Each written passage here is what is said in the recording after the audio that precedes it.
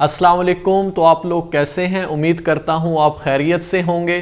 तो आज हमारे पास जो टॉपिक है वो जनरल पैथोलॉजी से सेल इंजरी और अडॉप्टेशन का है। इसके लिए आपने लेक्चर्स कौन से सुनने हैं? नंबर 1 आपने पैथोमा को सबसे पहले प्रेफरेंस देनी है। नंबर 2 डॉक्टर नजीब को सुनना है। इसके अलावा अगर आपके पास बिग रॉबिन है तो बेस्ट है, मीडियम है तो भी काम चलेगा। अब मैं आपको बताता हूं कि इंपॉर्टेंट पॉइंट्स और मार्किंग कौन सी हैं जो कि पास्ट पेपर में पूछी गई हैं। आइए चलते हैं बुक की जानिब। तो हम आ चुके हैं बुक पर। आपके पास मीडियम हो या बिग, आपने परेशान होने की जरूरत नहीं है और हमारे साथ चलें। ये आपका पहला चैप्टर है। इससे आपने क्या करना है, इस सफे पर आएं और इस डायग्राम को करें। इसका लिंक पास्ट पेपर में पूछा हुआ है। इस डायग्राम को देखें क्योंकि ये रेगुलेशन है, तो इसको आप अच्छे से देख लें, ठीक है। और उसके बाद हम आगे चलते हैं और सेलुलर इंजरी और अडॉप्टेशन पे आते हैं। ये सब रीड करने वाला है, ये भी रीड करने वाला है, इसको रीड करें। ये आपकी ऑस्पी का डायग्राम लगती है, ये सब रीड करने वाला है, इसको रीड करते जाएं। और अडॉप्टेशन ऑफ सेलुलर ग्रोथ, ये अब असल चीज है। हाइपरट्रोफी आपकी पास्ट पेपर है, इसका सिनेरियो दिया जाता है, आपने आंसर लिखना होता है। Mechanism of hypertrophy past paper है। ये डायग्राम का लिंक आना चाहिए क्योंकि ये मैकेनिज्म बताया हुआ है और इसकी जो है आपको आना चाहिए और इसकी एग्जांपल्स भी आनी चाहिए। फिजिकल के हैं, पैथोलॉजिकल के हैं, पूछते हैं। हाइपरप्लेजिया भी पास्ट पेपर है। फिजियोलॉजिकल कौन सा है, पैथोलॉजिकल कौन सा, इसका मैकेनिज्म क्या है, ये भी पास्ट पेपर है। एट्रोफी में भी यही बातें। एट्रोफी में एक नई बात है कि इसकी काजेस कौन सी हैं। ये डायग्राम आपकी ऑस्पी की है। इस तरह की चीजें पूछी जाती हैं तो आपको पता होना चाहिए इसकी मैकेनिज्म, इसकी फिजियोलॉजिकल, पैथोलॉजिकल। मेटाप्लेजिया बहुत अहम है। मेटाप्लेजिया का सिनेरियो बहुत दफा आया, 5 से 10 मरतबा, तो इसको देखिएगा। स्केमस मेटाप्लेजिया क्या है, बैरेट एसोफेगस क्या है और कनेक्टिव टिश्यू मायोसाइटस ओसिफिकेंस क्या है। मैकेनिज्म ऑफ मेटाप्लेजिया भी पूछा हुआ है। अब हम चलते हैं सेल इंजरी की तरफ। तो ये सब आप रीड कीजिएगा। ये कॉजेज ऑफ सेल इंजरी की सिर्फ हेडिंग देख लीजिएगा, वो एक दफा पूछी हुई है, ये सब हेडिंग के नाम।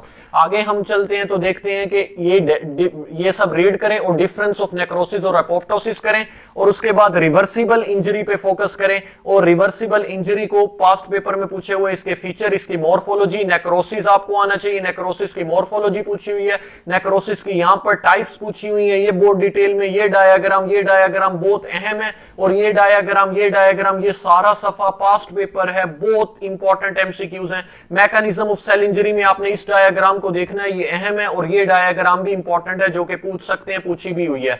और सारा बाकी आपने रीड कर लेना है। और आगे हम चलते हैं तो ये अब रीडिंग वाला है। माइटोकॉन्ड्रियल डैमेज से कैसे नुकसान पहुंचता है और ये कैल्शियम से कैसे नुकसान पहुंचता है, तो ये आपने अच्छे से करना है। ये सब रीड कर लें आप एक दफा। रिएक्टिव ऑक्सीजन स्पीशीज, ये जो एंजाइम है ना, ये कैटालेस क्या करता है, सुपर ऑक्साइड डिस्म्यूटेस क्या करता है, ग्लूटाथायोन, इन एंजाइम का लिंक पूछते हैं। तो ये पैथोमा वाले ने अच्छे से समझा है। ये देख लें, डिफेक्ट्स इन मेम्ब्रेन परमिएबिलिटी की आपको हेडिंग आनी चाहिए, ये पूछा हुआ है पास्ट पेपर में। इस डायग्राम को अच्छे से देखिएगा, ठीक है। इसके बाद ये सब रीड करने वाला है। आगे हम चलते हैं, इस्कीमिक हाइपोक्सिक इंजरी भी रीड करने वाला है। ये सब रीड करें। ऑक्सीडेटिव स्ट्रेस की आपको सिर्फ डेफिनेशन आनी चाहिए। केमिकल इंजरी भी रीड करें। ये CCl4 कैसे लीवर डैमेज करता है, इसका आपको पता होना चाहिए। एपोप्टोसिस अच्छे से करना है क्योंकि यहां से क्वेश्चन आता है। एपोप्टोसिस फिजियोलॉजिकल सिचुएशन में कैसे होता है, पैथोलॉजिकल सिचुएशन में सारी एग्जांपल आपको आनी चाहिए। मॉर्फोलॉजी पास्ट पेपर है, ये भी पास्ट पेपर है। इंट्रिंसिक पाथवे भी पास्ट पेपर है। ये डायग्राम भी पास्ट पेपर है। इसमें तीनों पाथवे आपको बताए बहुत इंपॉर्टेंट है। Pro apoptotic gene, anti apoptotic gene के नाम आने चाहिए। और उसके बाद आपको फास्ट लाइगेंड पाथवे का पता होना चाहिए जो कि एक्सट्रिंसिक पाथवे है, जो कि पास्ट पेपर है। और उसके बाद हम रिमूवल ऑफ डेड सेल कैसे होते हैं, वो अपोप्टोसिस के जरिए होते हैं, ये आपको आना चाहिए। और उसके बाद ये सब आपने रीड करना है। प्रोटीन मिसफोल्डिंग वाला ये भी रीड करने वाला है। नेक्रोप्टोसिस की आपको डेफिनेशन आनी चाहिए और किस तरह ये अपोप्टोसिस और उससे नेक्रोसिस से मुख्तलिफ है, बस आपको पता होना चाहिए। पास्ट पेपर नहीं पूछा हुआ ये। और आगे चलते हैं, ऑटोफैगी भी रीडिंग वाला, एक दफा भी पास्ट पेपर नहीं आया, तो इसको आप देख लें। और उसके बाद लिपिड की एक्यूमुलेशन, स्टीयाटोसिस क्या होता है, फैटी चेंज, ये डायग्राम ऑस्पी की है, इसको अच्छे से करिएगा। फैटी लीवर को अच्छे से करिएगा। और प्रोटीन की एक्यूमुलेशन के बारे में ये सब रसल बॉडीज की डेफिनेशन आनी चाहिए, बस आपको पता होना चाहिए। हेलाइन चेंज को देख लें, ग्लाइकोजन को देख लें और ये देख लें कि लाइपोफ्यूसिन ग्रैन्यूल, ये आपकी ऑस्पी की डायग्राम है। पिगमेंट को देखें, endogenous, exogenous, OSPE, past paper, viva पूछा जाता है। सबसे अहम ये है पैथोलॉजिकल कैल्सिफिकेशन, जिसमें डिस्ट्रोफिक और मेटास्टेटिक कैल्सिफिकेशन के बारे में पूछते हैं। और ये जो है ना, ये डायग्राम देख रही है ऑस्पी की है, और ये दोनों बहुत अहम है, बहुत अहम है, बहुत अहम है। समोमा बॉडीज भी अहम है।